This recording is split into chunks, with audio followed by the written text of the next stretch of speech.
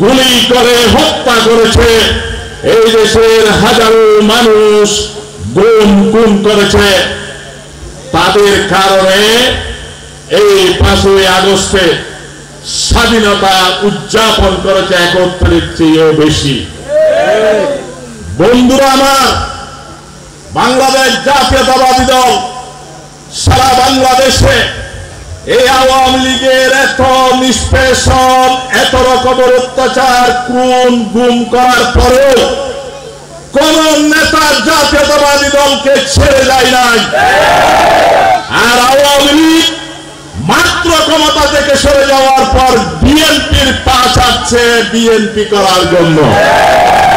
তাহলে বুঝা যায় ইমানদার মানুষ হচ্ছে জাতীয়তাবাদী দলের কর্মী।